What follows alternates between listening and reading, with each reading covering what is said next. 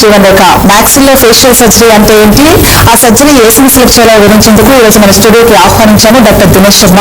మీరు కూడా డాక్టర్ గారితో మాట్లాడాలనుకుంటే స్కూల్లో చదువుతున్న నెంబర్కి కాల్ చేయండి. హలో డాక్టర్ గారు. హలో డాక్టర్ గారు, అసలు మ్యాక్సిల్లో ఫేషియల్ సర్జరీ అంటే ఏంటి? మ్యాక్సిలో ఫేషియల్ సర్జరీ అన్నది మన ముఖంతో సంబంధించిన ఆపరేషన్స్, ఎముకలకు సంబంధించిన ఆపరేషన్, నోటికి సంబంధించిన ఆపరేషన్స్, దానికి ఏ రకమైన సమస్యలు వచ్చినా కూడా వాటిని మేము సర్జరీ ద్వారా వాటిని ట్రీట్మెంట్ చేస్తామన్నమాట. అంటే మన దవడ ఎముకలు, మన ముఖంలో కొన్ని అన్ని ఎముకలకి ఏమైనా ఒరగడం, యాక్సిడెంట్స్లో ఎముకలు ఒరగడం అయితే, లేకపోతే మనకి దవడకి ఏమైనా గడ్డలు వస్తే కాస్మెటిక్ సర్జరీస్, మనకి కొన్నిసార్లు దవడలు సరిగ్గా వాటి ప్రపోర్షన్స్ సరిగ్గా ఉండనందుకు మేము వాటికి ఆపరేషన్స్ చేసి వాటిని సరిచేస్తాం. సో ఇదంతా మ్యాక్సిలోఫేషియల్ సర్జరీ కిందకి వస్తుంది. డాక్టర్ గారు, ఏ రకమైన సమస్యలకు ఈ సర్జరీ చేస్తుంటారు?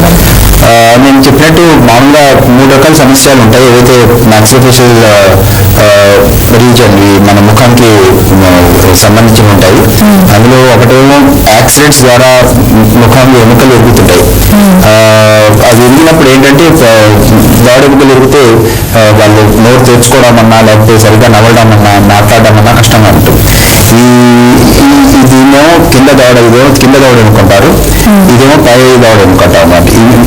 ఇది కింద దవడ మ్యాండిబుల్ అంటాం, ఇదేమో మ్యాక్సిలా, ఇది ఇంకొక మన చీక్ బోన్ అంటాం నార్మల్ భాషలో. ఈ ఎముకలకి ఏమైనా యాక్సిడెంట్లో విరిగితే మన దవడ తెచ్చుకోవడం, మూసుకోవడం, లేకపోతే సరిగ్గా నవ్వడం, తినడం కష్టంగా ఉంటుంది. ఇదే కాకుండా మనకి కంటి చుట్టూతో ఎముకలు విరిగినా కూడా మనకి కంటి చూపుకి ఇబ్బంది రావచ్చు, లేకపోతే సరిగ్గా కళ్ళు తెచ్చుకోవడానికి కూడా ఇబ్బంది రావచ్చు అన్నమాట. అప్పుడు మేము ఆపరేషన్ చేసి వీటికి ప్లేట్స్ అండ్ స్క్రూస్ ఓపెన్ చేసి ప్లేట్స్ అండ్ స్క్రూస్ పెట్టి మనం వీటిని సరిదిద్దుతాం. ఇందులో అన్నిటికంటే ఈ ట్రామాలో ఇంపార్టెంట్ ఏంటంటే ఆపరేషన్ తర్వాత మళ్ళీ పేషెంట్ సరిగ్గా నవ్వడానికి వీలవ్వాలి. ఎందుకంటే ఇందులో పళ్ళ వరుస సరిగ్గా కలిస్తేనే మళ్ళీ వాళ్ళు తినగలుగుతారు.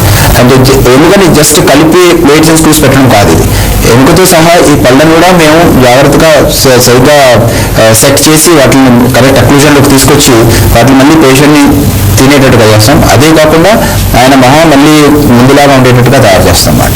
ఇదొకటి. ఇంకోటి సమస్యలు ఏంటంటే ఈ దవడకి సంబంధించి కొన్ని గడ్డలు లేకపోతే క్యాన్సర్స్ వస్తుంటాయి. ఈ క్యాన్సర్స్కు చికిత్స మేము సర్జరీ ద్వారా చేస్తాం. ఏం చేస్తామంటే వీటిని ఒక్కొక్కసారి గడ్డ తీసేయడం లేకపోతే మొత్తం దవడ ఎముకనే తీసేయాల్సి వస్తుంది.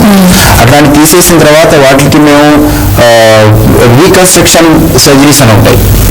రీకన్స్ట్రక్షన్ సర్జరీస్ అంటే ఏంటంటే ఈ దవడ ఎముక తీసేసిన తర్వాత కాలి నుంచి లేకపోతే శరీరంలో ఇంకొక చోట నుంచి ఎముక తీసి మైక్రోవాస్కులర్ సర్జరీ ద్వారా వాటిని మళ్ళీ మేము సరిదిద్దుతాం.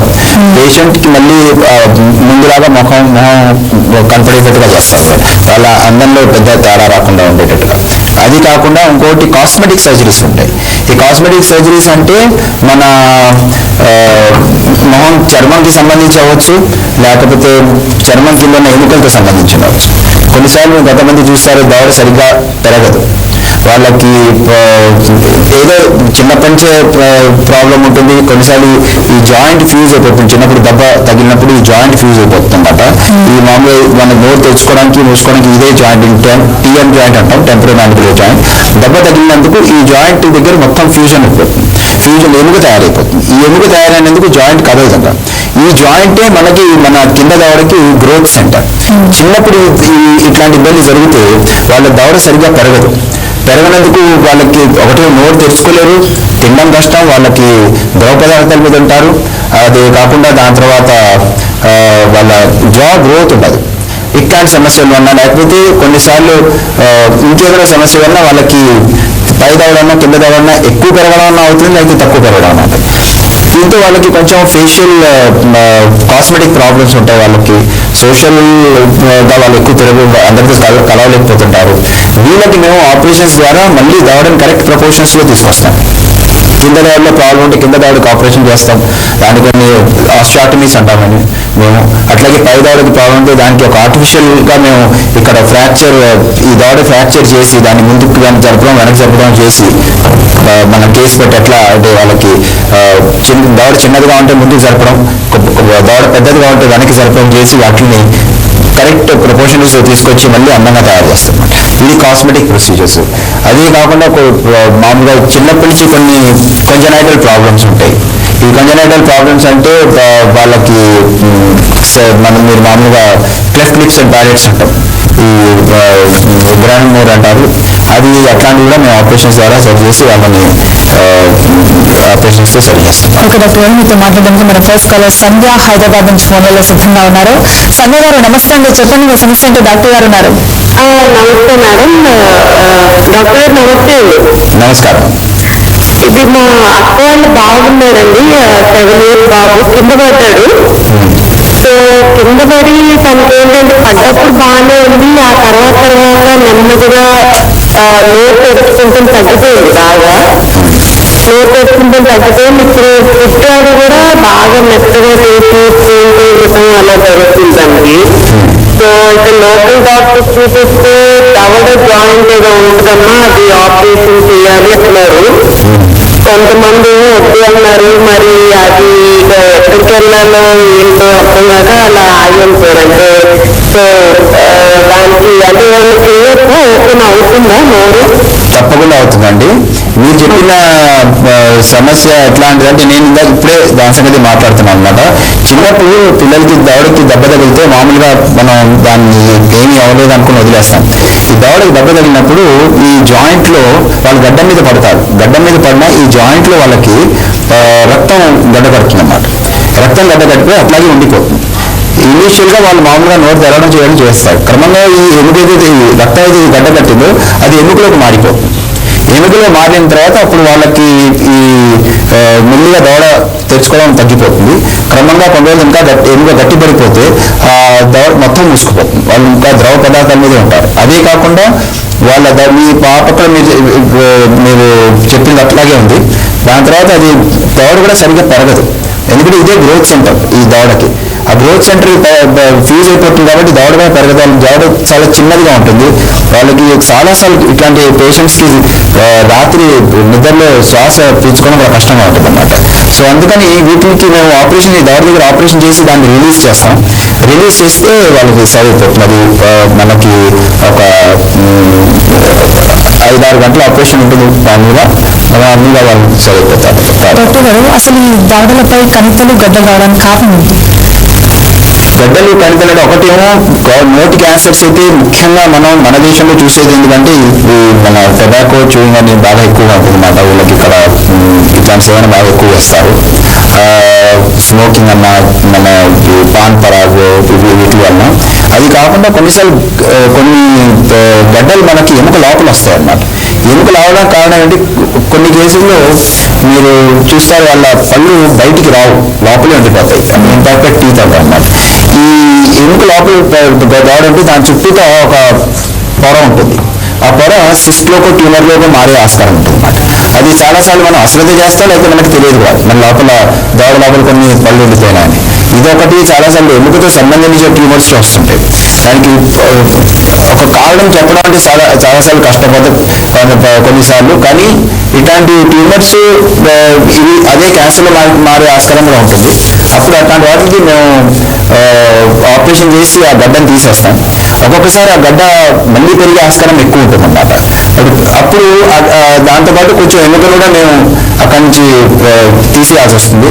ఆ ఎముకను తీసేసిన తర్వాత మళ్ళీ మాకు రీకన్స్ట్రక్షన్ ప్రొసీజర్స్ ఉంటాయి. ఎందుకైతే మేము ఇంకొక చోట నుంచి శరీరం నుంచి తీసి మళ్ళీ మైక్రోవాస్కులర్ సర్జరీ లాగా చేసి దాంట్లో మళ్ళీ రక్తం ప్రవహించేటట్టుగా చూస్తాము.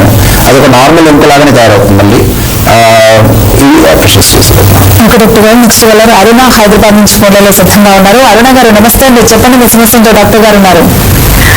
నమస్తే సార్, నా పేరు అరుణ. నమస్కారం. యాక్చువల్లీ మా బ్రదర్కి కొంచెం పళ్ళు ఎక్కువ అంటే వంకలు అలా ఉన్నాయి. సో యాక్చువల్లీ దగ్గరలో మా ఆర్థోడాంటిస్ట్ దగ్గరికి మేము వెళ్ళాము. వెళ్తే అన్నారు కింద కూడా కొంచెం పెద్దగా ఉంది అండ్ పైది లోపలికి ఉంది, దానికి సర్జరీ అవసరం అనేది చెప్పారు. అండ్ మా డౌట్ ఏంటంటే యాక్చువల్లీ మేము తెలిసిన ఫ్రెండ్స్ ఎలా ఉన్నారు సర్జరీ చేస్తే ఎఫెక్ట్ అవుతుంది అది అని అలాగా చెప్తూ ఉన్నారు. అది చిన్న కన్ఫ్యూజన్ లో నాకు చేయొచ్చా లేదా అని డౌట్. మన మీరు తప్పకుండా దానికి ఆపరేషన్ చేయొచ్చండి. ఈ చాలా కామన్ ఇది డౌట్ అందరికీ ఒక అపోహ అనమాట. పంటికి ఏదైనా చేసినా లేకపోతే మనం దవడకి ఏదైనా ఆపరేషన్ చేసినా కంటికి చూపుకి ఏదైనా ఇబ్బంది అవుతుందని. ఇట్లాంటిది అసలు దానికి దీనికి అసలు సంబంధం లేదు, చేయొచ్చు. అది ఒక కనెక్షన్ లేదు ఒక రకంగా చూస్తే. కానీ మీరు చెప్పినట్టుగా మీ పాపకి కింద దవడ కొంచెం చిన్నదిగా ఉందన్నారు మీరు. ఈ ఆపరేషన్లో మామూలుగా నోటి లోపల నుంచి చేస్తాం, బయట నుంచి మచ్చలుగా గంటు కూడా పడదు బయట నుంచి. నోటి లోపల నుంచి మేము ఆ దవడని ఒక సైజాటిల్ స్పీడ్ ఆస్టాటమీ అంటాం, ఒక ప్రొసీజర్ ఉంటుంది అన్నమాట. ఆ ప్రొసీజర్ ద్వారా దాని ఎముకని మళ్ళీ మనం పెద్ద చేయొచ్చు, ఆ దవడని ముందుకు లాగచ్చు, దాని లెంగ్త్ పెంచవచ్చు అనమాట. సో ఈ రకమైన ఆపరేషన్ అయితే ఒకవేళ మేము ఈ ఆపరేషన్ చేసే ముందు మేము ఎక్స్రేస్ కొన్ని తీసుకుంటాం, వాటి సెఫ్లోమెట్రిక్ ఎక్స్రేస్ అంటాం. ఈ ఎక్స్రేస్ ద్వారా మేము కరెక్ట్ మెజర్మెంట్స్ చూసుకుంటాం, అసలు పై దవడలో ప్రాబ్లం ఉందా కింద దవడలో ప్రాబ్లం ఉందా అని. దాని తర్వాత ఒక మోడల్ సర్జరీ చేసి మాక్ సర్జరీస్ అంటాం, సర్జరీస్ చేసి మేము ఒక డెసిషన్కి వస్తాం. కింద దవడలో ఆపరేషన్ చేయాలా, పై దవడలో ఆపరేషన్ చేయాలా, అయితే రెండుకే చేయాలా. ఈ ప్లానింగ్కి మాకు మామూలుగా కొంచెం ఒక 1 వీక్ పడుతుంది విషయంలో. దాని తర్వాత కరెక్ట్గా మేము దాని ప్రకారంగా కింద దవడకి పై దవడకి ఆపరేషన్ చేసి వాటికి సరిది. డాక్టర్ గారు, నెక్స్ట్ కాలం కీర్తి వరంగల్ నుంచి ఫోన్ లో సిద్ధంగా ఉన్నారు. కీర్తి గారు, డాక్టర్ గారు ఉన్నారు, చెప్పండి మీ సమస్య ఏంటో. నమస్తే డాక్టర్ గారు. నమస్కారం. మా నాన్నగారు 50 years ఉంటారు. ఆయనకి ఒక 4 రోజుల నుంచి మెడభాగంలో రాక్ వచ్చింది. ముందర బుద్ధ దగ్గర మొదలైంది, అదంతా మెడ వరకు వెళ్తుంది. యాంటీబయాటిక్స్ అయితే వాడుతూ ఉన్నాము గత 3 రోజుల నుంచి. అది తగ్గటం లేదు, క్రమంగా నోరు కూడా పెట్టుకోవడానికి ఇబ్బంది పడుతున్నారు. ఆయన మీకు ఎవరికైనా చూపించారండి దీని ముందు మీరు? వెళ్ళాము, ఫిజిషియన్ దగ్గరికే వెళ్ళాము. అయితే నోట్ లోపల ఏదైనా ఇన్ఫెక్షన్ ఉండటం వల్ల వస్తుంటుంది అని అన్నారు. యాంటీబయాటిక్స్ తగ్గుతుందేమో అనుకున్నాము, కానీ తగ్గటం లేదు. ఏదైనా పిప్పుడు పని ఉందా అట్లా ఏదైనా చూసి చెప్పారా? పిప్పుడు పని ఉంది, ఇన్ఫెక్షన్ వస్తుంది. అయితే ఆయనకు ఉన్నాయి సార్, నోట్లో అయితే చాలానే పిప్పుడు పళ్ళు ఉన్నాయి. చాలాసార్లు ఈ పిప్పుడు పళ్ళు వల్ల మనం అశ్రద్ధ చేస్తే, లేకపోతే పేషెంట్ మీరు అన్నారు మీ నాన్నగారు పెద్దవాడు 60 ఏళ్ళు ఉంటాయని, కొన్నిసార్లు డయాబెటిక్ అయి ఉంటారు. వీళ్ళకి మామూలు యాంటీబయాటిక్స్తో అది తగ్గకపోవచ్చు. పిప్పుడు పళ్ళు అంటే తీసేయడం అనేది మంచిది. చాలాసార్లు ఏమవుతుందంటే అది తీయక అట్లాగే ఉంచేస్తే ఆ ఇన్ఫెక్షన్ ఎముకల నుంచి బయటికి వస్తుందన్నమాట. ఎముక బయటకు వచ్చేస్తే స్పేసెస్లోకి వెళ్తుంది. ఈ స్పేసెస్లోకి వెళ్తే మీరు ఆమె చెప్పినట్టుగా మొత్తం ఒక 2-3 రోజుల్లోనే వాపు పెరుగుతుంది. ఈ వాపు పెరిగింది స్పేస్లోకి ఒకసారి వెళ్ళి వాపు పెరిగిందంటే ఇంకా స్పేస్ ఇన్ఫెక్షన్ చాలా ఫాస్ట్గా స్ప్రెడ్ అవుతున్నారు. ఒక్కొక్కసారి వీళ్ళ ఇమ్యూనిటీ లెవెల్స్ కొంచెం తక్కువ ఉన్న డయాబెటిక్స్, క్రానిక్ డయాబెటిక్స్, వీళ్ళ పళ్ళలోంచి ఉన్న ఇన్ఫెక్షన్ ఎముకల నుంచి బయటకు వచ్చి మన మొహంకంతా స్ప్రెడ్ అవుతున్నారు. ఈ స్పేస్ ఇన్ఫెక్షన్స్ అంటారు. వీటికి ఇమీడియట్గా అడ్మిట్ చేసి వాళ్ళకి హై లెవెల్ యాంటీబయాటిక్స్ పెట్టి చిన్నగా కొన్ని చోట్ల నోటి లోపల నుంచి మేము కట్ చేసి కొంచెం చర్మాన్ని, దాన్ని ఇన్సిషన్ అండ్ డ్రైనేజ్ అంటాం ఆ ప్రొసీజర్. అందులోంచి లోపల నుంచి చీమంతా బయటకు తీస్తాం. ఇది చేసేదాకా వాళ్ళకి తగ్గదు, స్ప్రెడ్ అవుతూ పోతుంది అన్నమాట.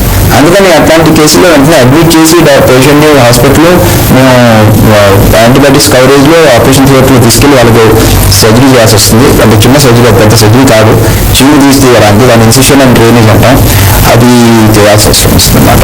డాక్టర్ గారు, జీవన్ దగ్గర ఇప్పుడు ఒక షార్ట్ బ్రేక్ తీసుకుందాం. Stay with us.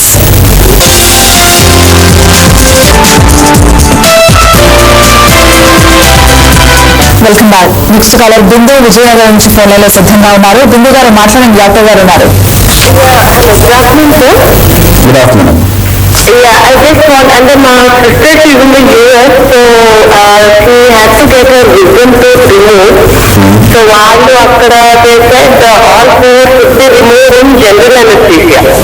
So but when she sent me అది ఎక్స్రే పంపించి ఇక్కడ కన్సల్ట్ చేస్తే వాళ్ళు అన్నారు జనరల్ అవసరం లేదు, లోకల్లో ఇస్తాము అని.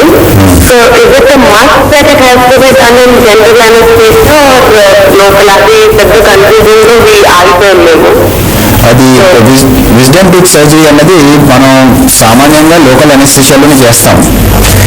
అది పేషెంట్ చాలా కొన్నిసార్లు కొంతమంది చాలా అప్రహెన్సివ్గా ఉంటారు, లేకపోతే చాలాసార్లు ఆ విజ్డమ్ టీత్ బాగా డీప్గా ఉంటాయి. అంటే లోకల్ అనెస్థీషియాలో చేయడం కొంచెం ఇబ్బందిగా ఉంటుంది. లోకల్ అనెస్థీషియా అంటే మనం నోట్ లోపల చిన్న ఇంజెక్షన్ ఇచ్చి అక్కడ మొద్దుపారేటట్టుగా చేసి దాని తర్వాత దాన్ని మనం తీయచ్చు అన్నమాట.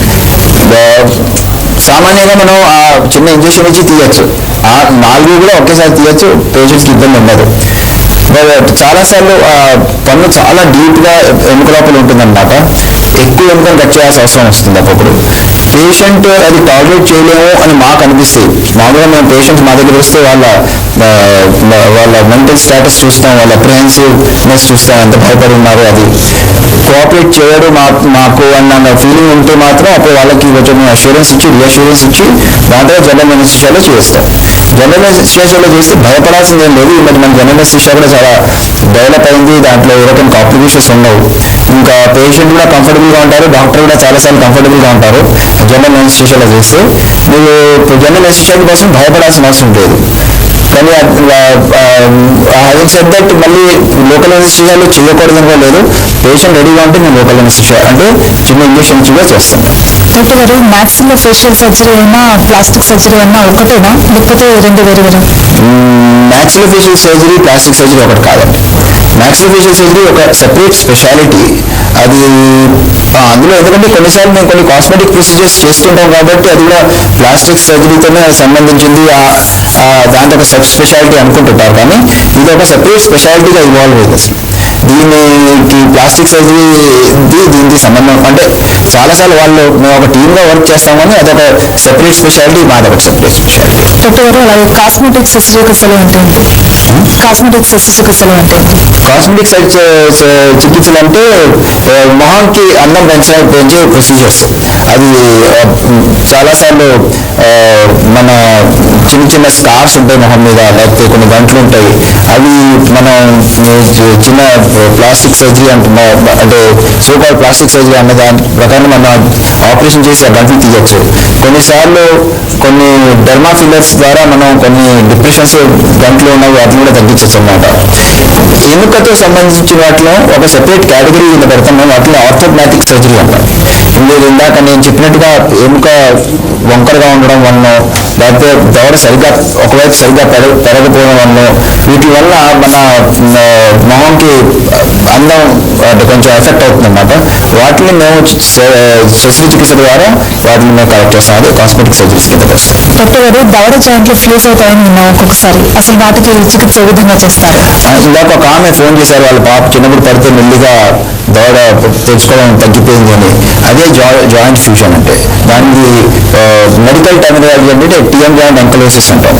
ఎంకలోసిస్ అంటే ఫ్యూజన్, కలిసిపోవడం అన్నమాట. ఈ జాయింట్ మామూలుగా ఇట్లా ఫ్రీగా మనం నోరు తెచ్చుకున్నప్పుడు మూసుకున్నప్పుడు ఇట్లా ఫ్రీగా ఇట్లా కదలాలన్నమాట.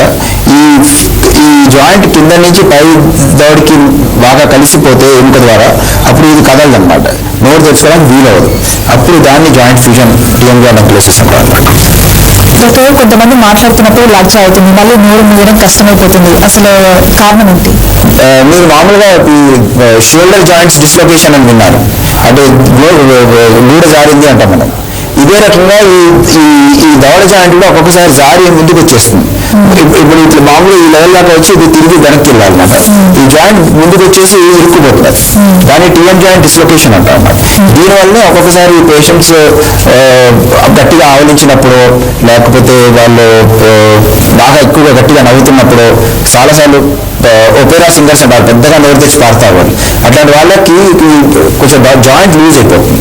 లూజ్ అయిపోయినందుకు ఇప్పుడు వాళ్ళు మామూలుగా మామూలుగా మాట్లాడుతున్నాడే జాయింట్ ముందుకు వచ్చేసి ఇరుక్కుపోతుంది, వాళ్ళు మళ్ళీ నోరు మూసుకోవడం కష్టం అవుతున్నారు.